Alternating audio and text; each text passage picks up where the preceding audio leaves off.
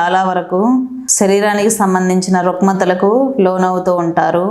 ముఖ్యంగా తెలియని వారి వ్యక్తులు, గిట్టని వారి వ్యక్తుల దగ్గర భోజనాలు అనేది చేయకపోవటమే చాలా వరకు మంచిది.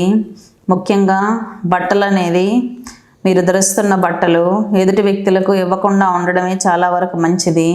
ఎందుకంటే శరీరానికి దగ్గరగా ఉన్న వస్తువులతో ఈ చేతబడి అనేది చేయడం జరుగుతుంది. కాబట్టి మన యొక్క శరీరానికి దగ్గరగా ఉండే వస్తువులు, జుట్టు, మనిషి యొక్క వృద్ధిదాతవుల్ని తీసుకొని ఉపయోగిస్తూ ఉంటారు. కాబట్టి అవి చాలా జాగ్రత్తగా తీసుకెళ్ళి పడేయటం అనేది మంచిది, ఎవరికి అందకుండా.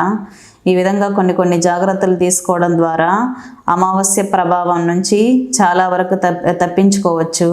అమావాస్యలో ఏ పూజ చేసినా 100% రిజల్ట్ ఉంటుంది. కాబట్టి అమావాస్య రోజు కాళభైరవులకు పూజించడం అనేది చాలా ఉత్తమమైనటువంటి ప్రక్రియ.